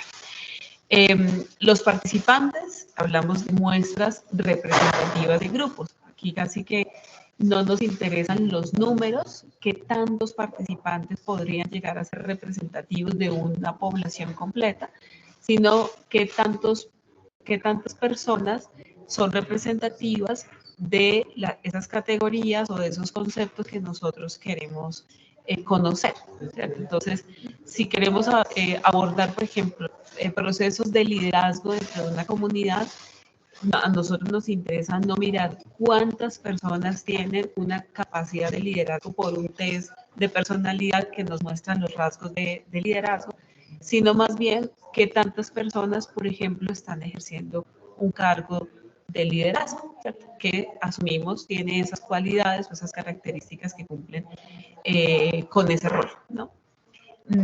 Por lo tanto, entonces nos fijamos más en las características y asumimos unos criterios que nos ayuden a seleccionar o a definir cuáles serían los participantes que estarían dentro de la investigación. Entonces, lo importante no es el número, sino las cualidades que tengan los participantes para la investigación en función del fenómeno que nosotros estemos investigando. Las técnicas de muestreo son técnicas que pueden ser por conveniencia, no utilizan bases estadísticas, ¿no? Como lo tenemos en los enfoques cuantitativos, sino que usamos técnicas que nos permitan identificar cuáles serían esos participantes que tienen esas características. Y esto puede ser por conveniencia, puede ser porque pues, conocemos a alguien que se desempeña, por ejemplo, en un rol de liderazgo en una junta de acción comunal, por ejemplo, conocemos al presidente, la presidenta de la junta de acción comunal, por lo tanto, pues por conveniencia. Podemos también tener unas técnicas por referencia, porque alguien de la comunidad nos dijo y conoce a fulanito y sabe que asume ese rol, por ejemplo. Hay también selección por casos críticos, ¿sí? Por casos extremos, porque esos casos representan esas características que nosotros queremos evaluar. Y en ese sentido, pues es importante que tengamos en cuenta dentro de esas técnicas cuáles son los criterios de inclusión, porque esos criterios de inclusión nos van a describir a nosotros claramente cuáles son las características que nosotros estamos teniendo en cuenta para seleccionar los participantes, y los criterios de exclusión, que son los que nos dicen cuáles son los que nos limitan pues, la participación de ciertas personas dentro de esa investigación.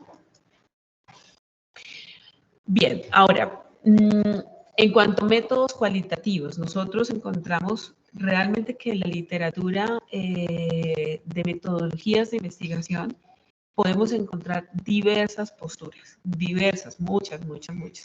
muchas formas que también dependen de la manera como se clasifiquen los paradigmas de investigación. Podemos entonces también entender que hay distintas maneras de clasificar los métodos de investigación dentro de lo cualitativo. Y creo que lo cualitativo, además, como es más flexible de alguna forma que lo cuantitativo, los métodos también aparecen como amplios y diversos, ¿no? Por ejemplo, hay el libro de Sampieri de investigación, que es un libro muy bueno y tiene una clasificación que aborda enfoques cualitativos, cuantitativos, mixtos, tiene una clasificación distinta. Y entonces, cuando, digamos que dentro de una lógica más positivista, cuando se hablan de diseños no experimentales, esos diseños no experimentales como que se equiparan a los diseños cualitativos. Yo difiero personalmente pues, de ese tipo de clasificaciones porque creo que está bajo una lógica de esta producción de conocimiento, de este paradigma. Entonces, lo que les voy a... La propuesta de estos métodos cualitativos está dada dentro de, pues, de una estructura que responde más pues, a este modelo dialéctico, hermenéutico, pero podemos encontrar, seguro que clasificaciones distintas de estos métodos cualitativos. Y digamos que al menos estarían como mencionados estos 4, aunque sabemos que también hay otros, ¿no? Los métodos, uno de ellos son los métodos hermenéuticos, que como su nombre lo indica, nacen de la hermenéutica. La hermenéutica pues es esta forma de hacer interpretación y lectura profunda de las palabras, de los textos, ¿no? De ahí nace pues la hermenéutica. Y equiparada o traída más bien y contextualizada entre los enfoques cualitativos, lo que pretenden los enfoques, los métodos hermenéuticos, perdón, dentro de los enfoques cualitativos, es hacer una interpretación profunda de los fenómenos, de los contextos, de los participantes, de los escenarios del que nosotros queramos estudiar. Dentro de esos métodos hermenéuticos podemos encontrar una diversidad de posibilidades para hacer justamente interpretaciones, análisis que profundizan en esa información, ¿no? Entonces, todo lo que se refiera a interpretación, a comprensión de conocimiento, se enmarca dentro del método hermenéutico. Por otra parte, están los métodos fenomenológicos, que como su nombre lo indica, se centran en entender fenómenos específicos, ¿no? Y algunos dirán, pero pues, ¿cuál es la diferencia entre el uno y el otro? Estos métodos fenomenológicos asumen que el fenómeno está concebido, se acerca a la manera como se concibe y se construye desde las personas que lo están viviendo, de cómo entienden estas personas, cómo lo significan y cómo funcionan a partir de esa comprensión que hacen de los fenómenos. Para mí es equiparable a los estudios de caso o los estudios de caso, entonces más bien son diseños que caben dentro de estos métodos fenomenológicos, ¿no? Por otro lado, están los métodos etnográficos. Yo creo que en estos métodos etnográficos están relacionados, los conocemos mucho, son métodos que vienen de la antropología, y son esos métodos que nos permiten acercarnos a las culturas, a la manera como funcionan grupos sociales a partir de sus significados, sentidos y lógicas culturales. Ese es digamos, el estudio clásico, ¿no? de los antropólogos. Pero traídos, por ejemplo, a las ciencias sociales y específicamente a la psicología, cuando abordamos los métodos etnográficos, tratamos de entender culturas o contextos, cómo funcionan los contextos, a partir pues, de los referentes de las dinámicas y de las interacciones entre las personas. Y finalmente están los métodos de investigación-acción, que se enmarcan más en estas modelos, en este paradigma crítico-social. Y como ya lo decía, pues son métodos que caben dentro de los enfoques cualitativos, pero que van un poco más allá o pretenden trascender no solo la generación de conocimiento, sino proponer acciones para que se puedan cambiar las situaciones que pueden ser dañinas, nocivas o adversas para el desarrollo de las personas y que el conocimiento sirva para generar esa transformación, ¿no? Estos son los métodos que creo que son más cercanos para nosotros por nuestro enfoque de formación psicosocial y pues que bueno, creo que incluso nosotros utilizamos mucho, seguramente en los ejercicios de prácticas, ustedes han utilizado también métodos de investigación-acción o en otros ejercicios investigativos, porque nos permite los trabajos de grado, por ejemplo, los proyectos aplicados, utilizan mucho métodos de investigación-acción porque nos permiten generar conocimiento y también generar esos procesos de interacción en donde buscamos la transformación de las personas y de los fenómenos que conocemos. Bien, hay esta parte a mí siempre me gusta mencionarla porque parte de las críticas que se reciben a los métodos de investigación cualitativos en estos enfoques tienen que ver con qué tanto se está generando un conocimiento que sea válido, ¿no? O un conocimiento que sea serio, ¿no?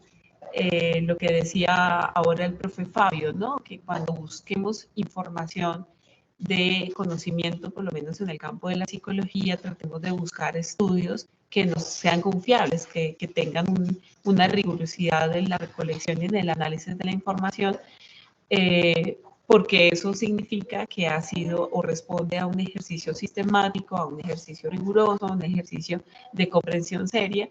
Y claro, los métodos cualitativos, como tienen que ver mucho con la subjetividad, no con la objetividad, pues a veces son muy cuestionados, porque se asumen que como no responden a esos criterios de rigurosidad que sí tiene el paradigma científico, ¿no? El paradigma positivista, entonces en algún momento histórico se creyó que los métodos cualitativos eran más filosóficos, más reflexivos, pero que no generaban un conocimiento válido, un conocimiento que fuera aceptado, ¿no?, por la comunidad científica. Sin embargo, hoy en día, incluso la APA, que ustedes saben que es esta gran asociación universal que hoy en día rige en muchos aspectos, incluso por su rigurosidad, justamente por sus criterios y su normativa de rigurosidad en la producción de conocimiento. Hoy en día hay una división de investigación cualitativa y recientemente, en el 2018, se sacaron los criterios de rigor para hacer evaluaciones de investigaciones cualitativas y mixtas, ¿no? Y establece pues una serie de criterios que facilitan también la evaluación de este tipo de investigaciones. ¿Y esto por qué? Porque a nivel mundial, las grandes revistas científicas que marcan con la pauta en la generación de conocimiento dentro de la psicología, responden en su mayoría pues, a enfoques cuantitativos de investigación, porque se genera el conocimiento bajo esta lógica y se asume que ese es el único conocimiento que podría ser válido, que no es pseudociencia.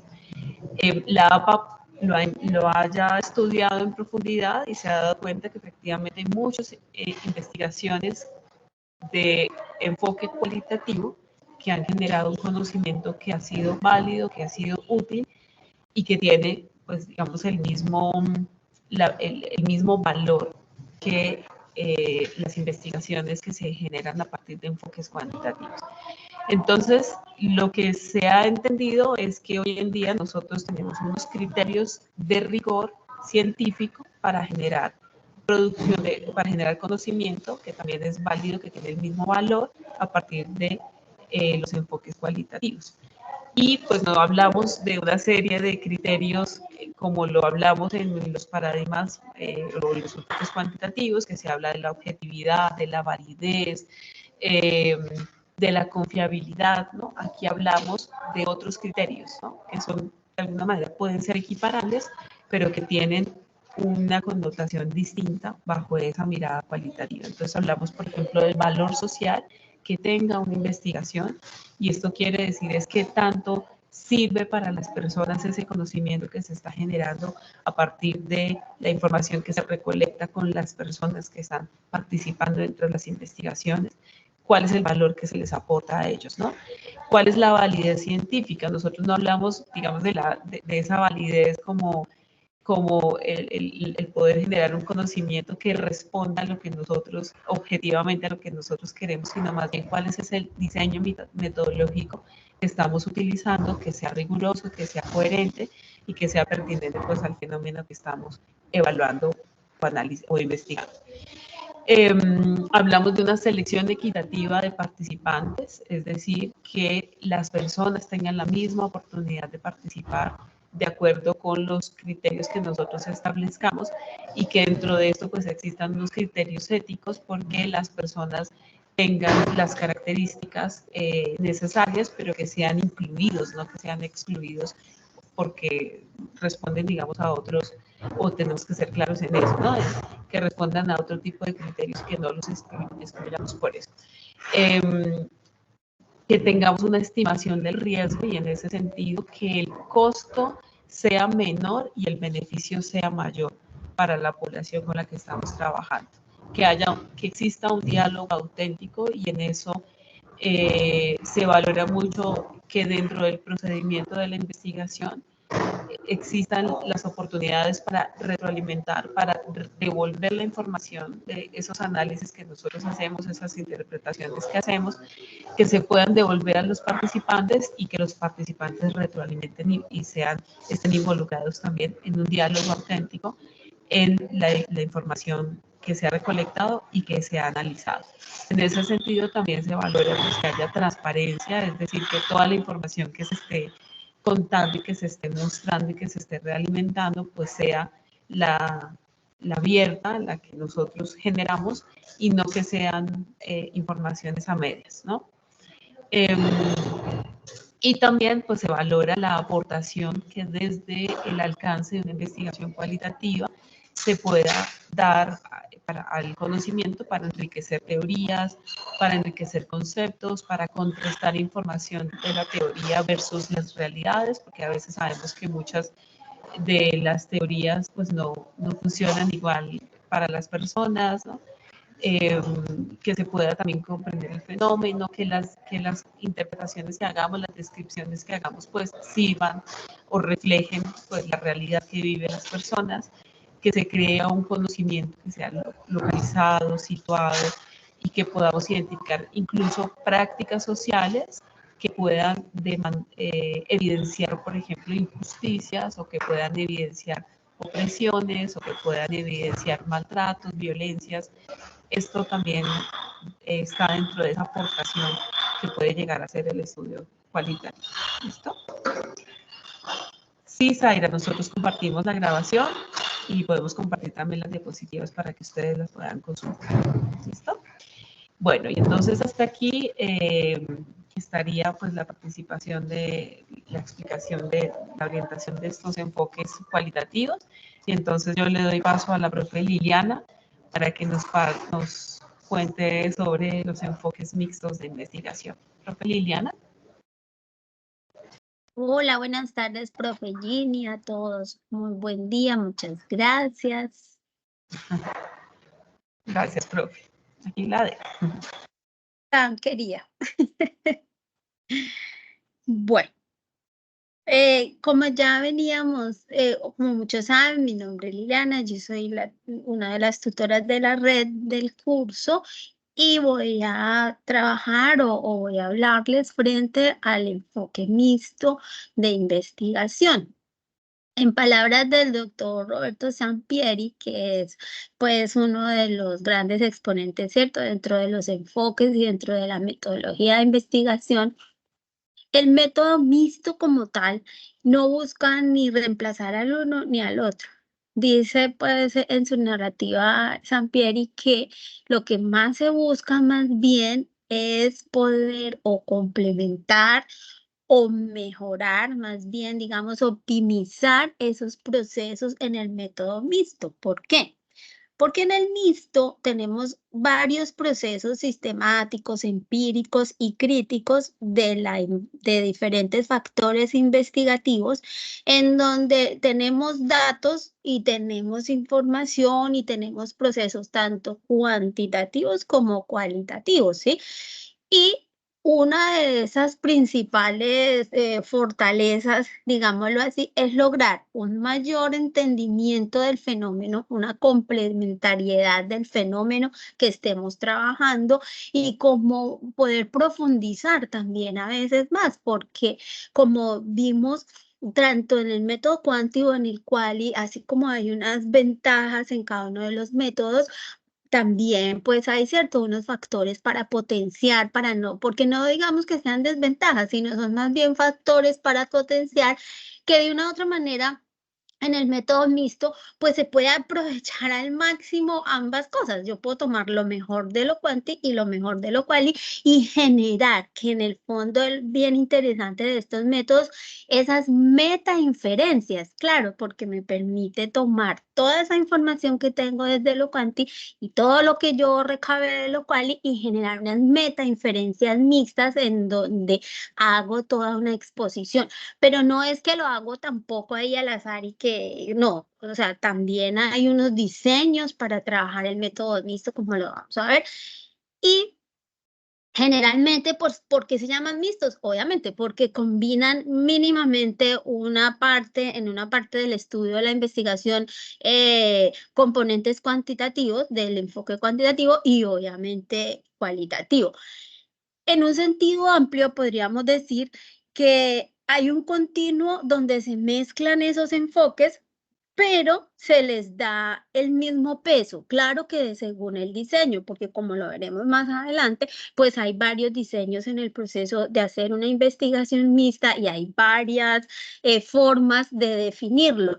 En sí, ¿qué me dice a mí que debo hacerlo mixto, cuanti o quali? El objetivo de estudio, la población que estoy estudiando, las condiciones en las cuales yo estoy haciendo mi investigación o yo estoy planteando una situación.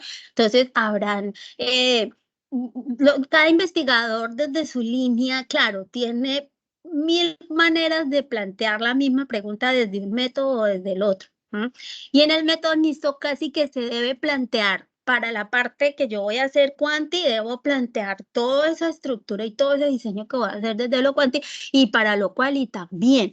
Entonces, por eso se habla en el método mixto de las metainferencias, porque al final usted va a tener datos y conclusiones e información muy importante, tanto a nivel cuantitativo, es decir, a nivel de objetividad, validez, confiabilidad, y de la misma manera lo va a tener desde todo ese proceso descriptivo, analítico, racional o de investigación-acción o de investigación social, bueno, desde el método que se haya utilizado desde lo cualitativo, ¿sí?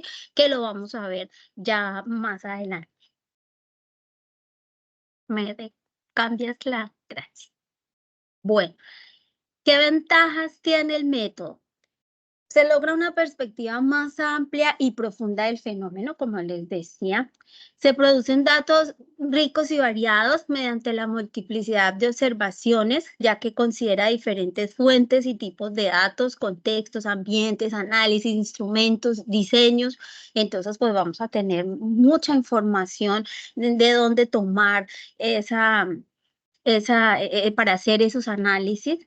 Potencia la creatividad teórica por medio del procedimiento crítico de valoración, ¿cierto? Es muy creativo, además los métodos mixtos pues como que se abren a un abanico de muchas posibilidades. Apoya con solidez las inferencias científicas que si se emplean aisladamente, es decir, podemos hacer ese proceso de complementación y de apoyo, casi que de apalancar una investigación con datos muy objetivos desde lo cuantitativo y muy puntuales y descriptivos, obviamente desde lo cualitativo. permite mejor exploración y explotación de toda la información, da una posibilidad o incrementa la posibilidad de éxito al presentar los resultados ante una audiencia poco creíble frente a un método o al otro, porque como al fin y al cabo, ¿cierto? Tiene elementos de ambos métodos, pues entonces puede llegar muy fácil a diferentes auditorios científicos. Y permite pues desarrollar destrezas o competencias en materia de investigación o reforzarlas. Y unir además diferentes tipos de investigadores frente a la investigación que se está haciendo. Es un método que tiene mucho abarque, o sea, tiene mucha envergadura, mucho abarque para generar unas muy buenas conclusiones, resultados y hallazgos. Bueno, hay unas razones prácticas, obviamente, para que coexistan los métodos. Ambos enfoques han sido utilizados por mucho tiempo y de ambos se aprende. En la práctica se han mezclado, o sea, en muchas investigaciones de pronto de las que ustedes mismos han buscado ahora con lo de los RAI, se habrán dado cuenta de que en los métodos, y ahí retomo algo de lo que decía el doctor Fabio hace un ratico, a veces ustedes se equivocan cuando hacemos el RAI porque ustedes ven por allá en la parte donde dice herramientas o métodos de recolección de la información y entonces usted dice, ah, este es cuantitativo porque aplicó tal test o porque hizo tal encuesta y no necesariamente puede ser mixto. Es más, a veces, muchas veces de los artículos que hemos subido tienen de ambos. Y pues como digamos, la tarea es muy específica en que debo buscar uno de cada uno, entonces hay que leer muy bien esa parte del diseño metodológico de la investigación. A veces pues en alguna de las revisiones que uno hace ve que también desde lo cualitativo entran todas como lo explicó ahora muy claramente la doctora Jenny, pues todos los procesos de participación, acción, todo lo que es investigación en ciencias sociales, desde el enfoque obviamente descriptivo, pues está en lo cualitativo. Entonces hay que tener como esa claridad en el diseño metodológico que es un poco diferente al enfoque. ¿Cierto? Son concebidos desde una visión según el método, buscando siempre es la satisfacción del objetivo del investigador, es decir, buscando el mejor alcance y al máximo el mejor aprovechamiento, pues así es que uno escoge este tipo de método. Hoy en día asumen valores fundamentales como la confianza en la indagación sistemática, el supuesto de que la realidad es múltiple y construida, la creencia en la fiabilidad del conocimiento y la premisa de que la teoría es determinada por los hechos. Bueno. Se fundamenta como ustedes saben que dentro de los supuestos filosóficos, ¿cierto? Dentro de todos los supuestos filosóficos que tenemos, que ya ustedes conocen, el positivismo, el constructivismo, hay uno en especial que es el pragmatismo. Pero, ¿qué podemos decir? ¿Qué es el pragmatismo? Pues es esa postura que consiste en usar el método más apropiado para un estudio específico. ¿Qué me dice cuál método? Pues la necesidad y el objetivo mismo. Es una orientación filosófica y metodológica parecida al positivismo, al propositivismo o al constructivismo, ¿sí? Solamente que me permite poder hacer esa elección de en qué momento y cómo voy a aplicar lo cuantitativo y en qué momento y cómo voy a aplicar lo cualitativo. Porque eso me facilita, digámoslo así, el poder explotar mejor mis fuentes, ¿cierto? Mis fuentes de información.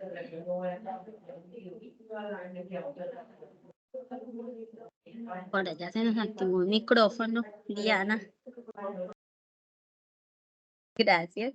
Bueno, La lógica del pragmatismo incluye el uso de la inducción, el descubrimiento de patrones, la deducción, porque prueba teorías e hipótesis, y la abducción, es decir, se apoya en confiar en el mejor conjunto de explicaciones para entender los resultados. Seguimos.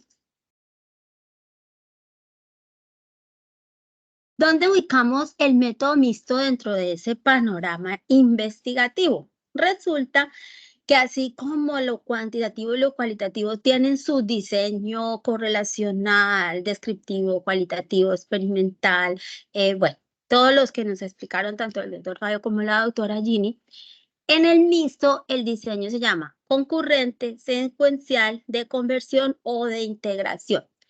¿Cuál es el diseño? En estos diseños, sea cualquiera de estos cuatro, ya les cuento qué es cada uno.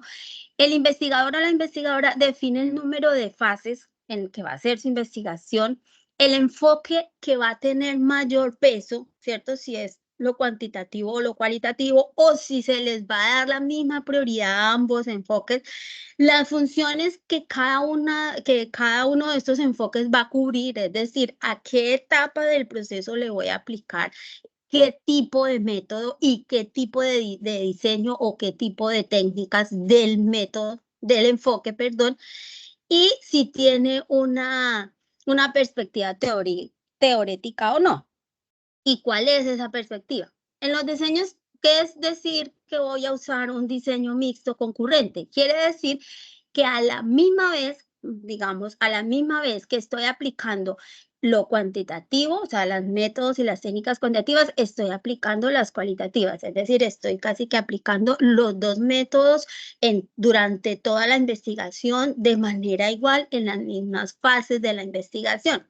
Pero cuando digo que es un diseño secuencial, entonces es porque digo, en la primera fase de la investigación voy a recoger los datos de manera cuantitativa, voy a aplicar tales test, voy a hacer tales, es cierto, tales métodos o tales recolecciones desde lo cuantitativo y voy a hacer todo el proceso cuantitativo y cuando termine esa fase cuantitativa, en la segunda parte ya voy a hacer unas entrevistas de profundidad, voy a hacer unas observaciones de campo, voy a hacer unas bitácoras, voy a hacer unas etnografías, bueno, voy a hacer que eso me va a dar otra parte de datos y luego en la parte final pues ya miro cómo voy a presentar los resultados tanto de lo cual y de lo cuanti y cómo voy a hacer esta parte final de la investigación. Entonces, los secuenciales, cuando yo decido primero hacer una metodología cuantitativa o una cualitativa,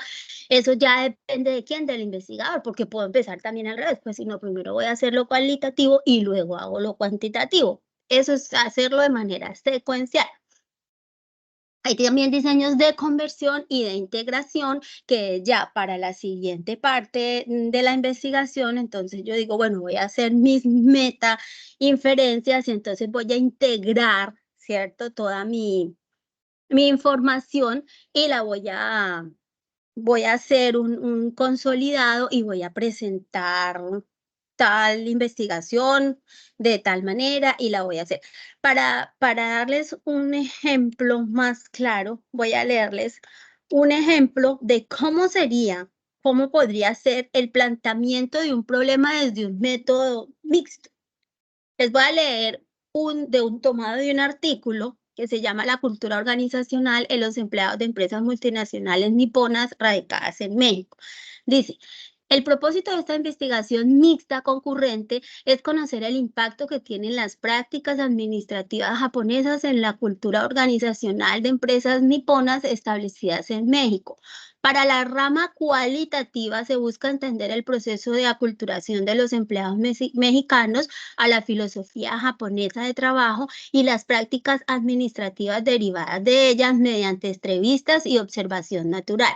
Para la vertiente cuantitativa se pretende determinar la influencia de ciertas variables derivadas de tales prácticas: autonomía en el trabajo, valoración del trabajo, ciudadanía organizacional, formalización del trabajo, inclusión y aprendizaje incesante. sobre la satisfacción laboral de los empleados y la cultura organizacional a través de la aplicación de un instrumento estandarizado. El estudio se llevará a cabo en 10 empresas industriales y multinacionales japonesas de más de 500 trabajadores.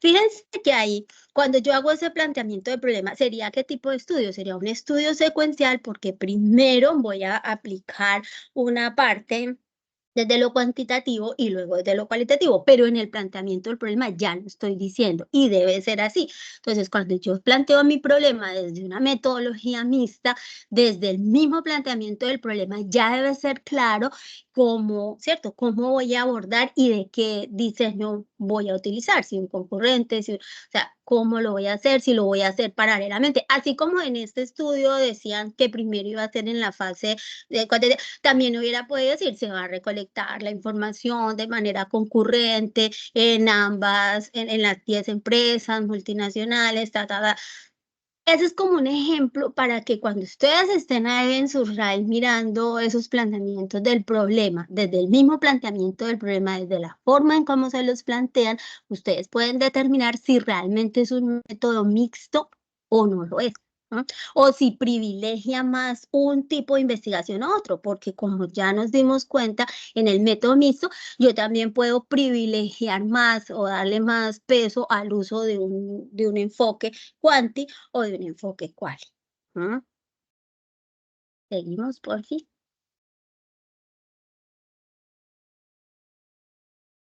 ¿Qué me pregunto yo antes de elegir ese método? ¿Qué clase de datos tienen prioridad? Si los quanti o los quali, o ambos por igual. ¿Qué resulta más apropiado para el estudio en particular? ¿Recolectar los datos cuantitativos y cualitativos de manera simultánea o secuencial? ¿Sí? Lo que veníamos explicando ahora. ¿Cuál es el propósito central de la integración de los datos quantis y qualis? Por ejemplo, triangulación, complementación, exploración o explicación. ¿Sí? En la complementación es mirar si lo que yo quiero buscar, si lo que yo encontré desde lo cuantitativo me soporta y me sustenta lo cualitativo o viceversa, ¿no? Ahí estoy complementando.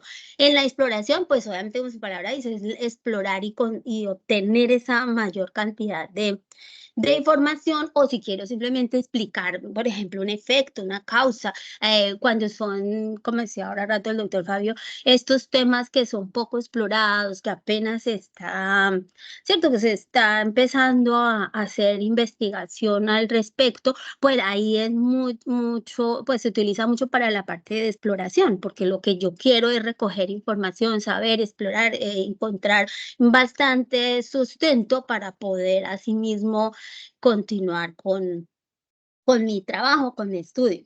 Y obviamente, en qué parte del proceso, fase o nivel es más conveniente que se inicie y desarrolle la estrategia mixta. Por ejemplo, desde y durante el planteamiento del problema, en el diseño de investigación, en la recolección de los datos, en el análisis de los datos, en la interpretación de resultados o en la elaboración del reporte.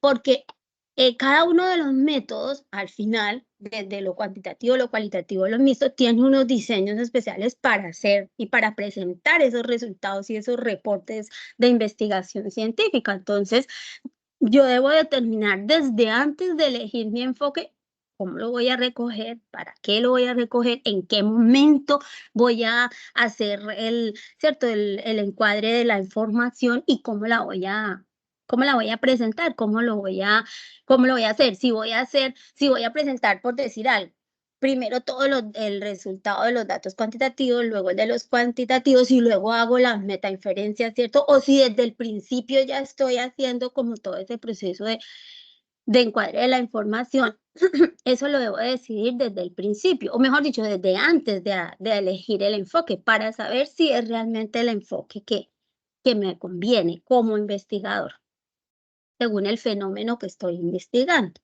¿Seguimos? Bueno, en los métodos mixtos, cabe algo decir también, hoy en día están muy de moda, ¿cierto? Se están utilizando bastante, con bastante, digamos, con mayor frecuencia por la bondad que tienen en cuanto a la exploración y la complementación de los datos. Entonces, pues, es bien importante tenerlo claro para que cuando ustedes estén haciendo su RAI, pues puedan así escoger de manera más fácil y más adecuada los artículos científicos que les van a servir para hacer esos resúmenes analíticos de investigación.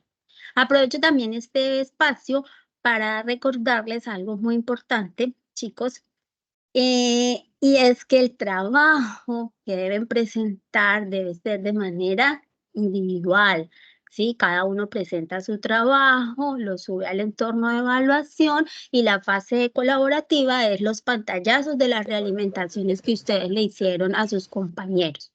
Entonces Profe, ahí es como la coñita.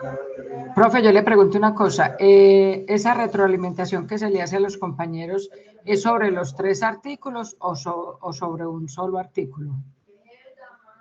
Según la guía dice que mínimo 2 realimentaciones. Por ¿sí? eso, pero a 2 entonces... compañeros. Por Sobre eso, los pero artículos, sí, sobre los pero artículos. sobre los 3.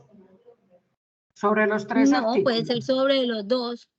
Son 2 realimentaciones, pueden ser sobre 2 de los 3.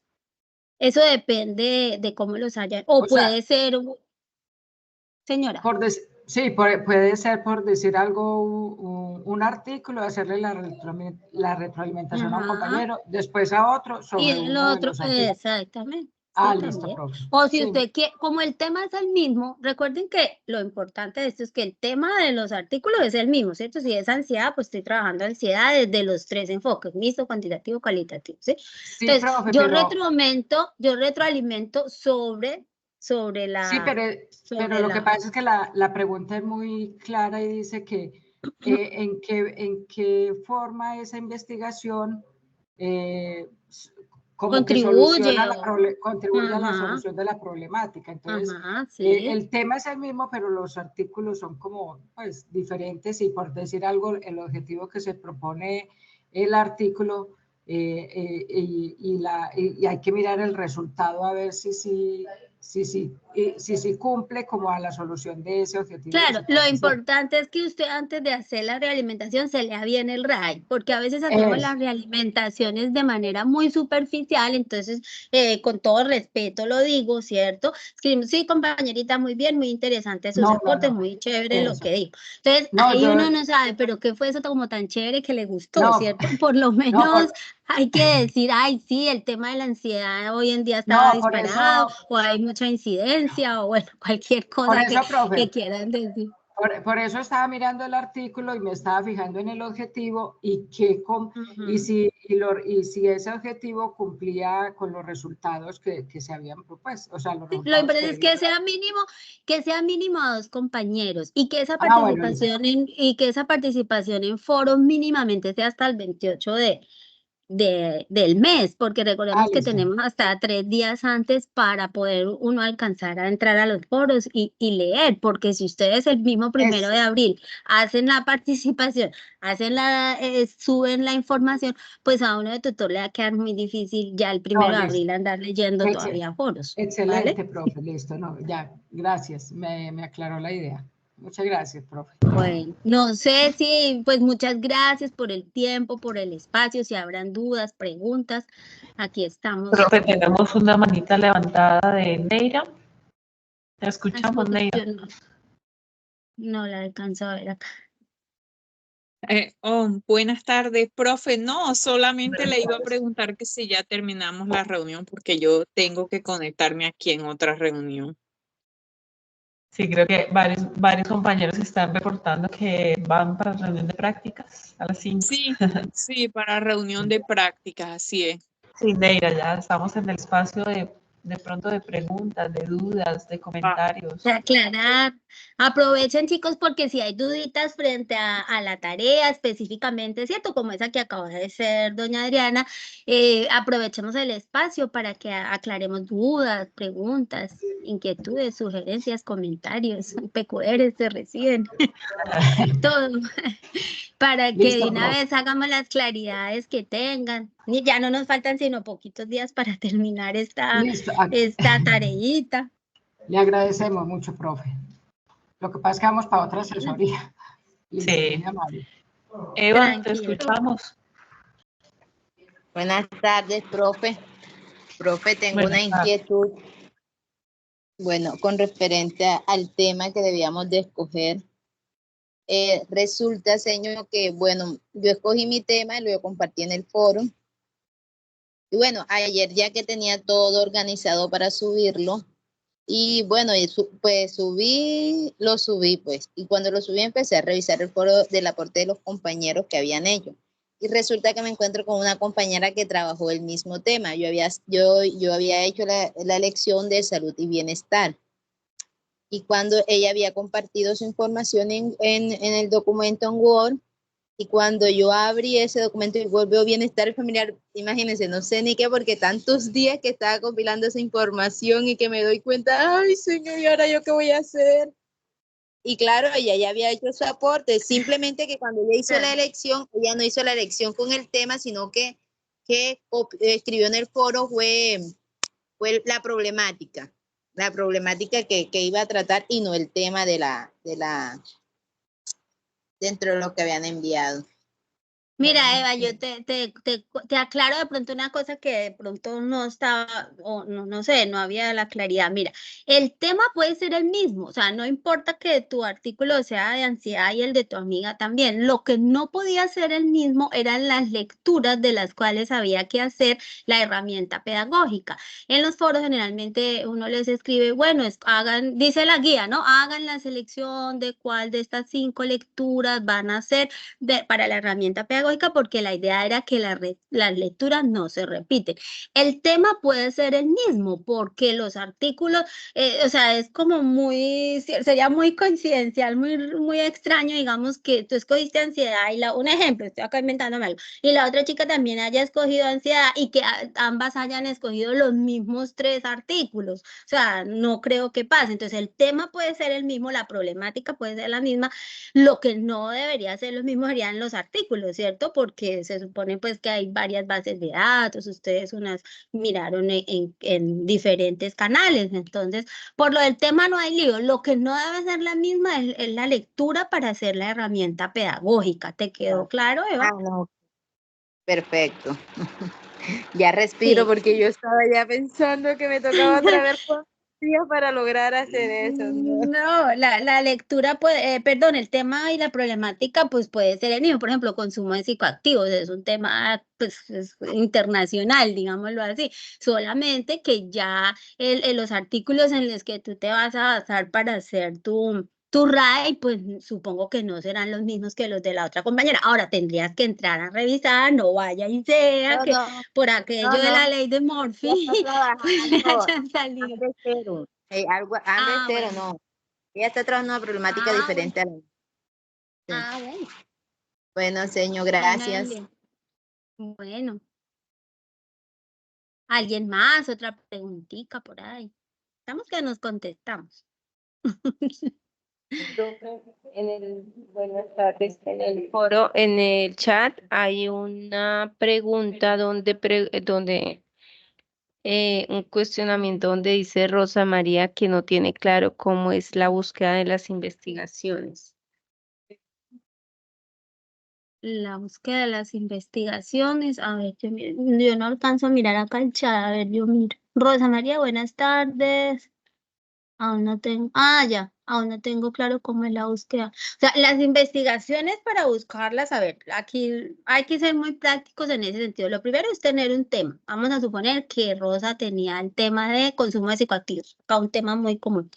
Después de que ya tengo ese tema, ¿cierto? Definido, entonces yo voy a entrar a mirar en las bases de datos. Recuerden cuando hicimos aquella, no recuerdo si era un CIPA o una web conferencia sobre bases de datos, me parece que era un CIPA. Les explicaba la doctora que las bases de datos hay muchas, desde la biblioteca virtual de la universidad, ¿cierto? Donde hay una serie de artículos, de documentos, hasta esas bases internacionales. ¿Cuáles son esas bases? El Google Académico es uno de los más básicos, digamos, del mundo. El Google Académico, el SciCielo, el Redalige, el .org.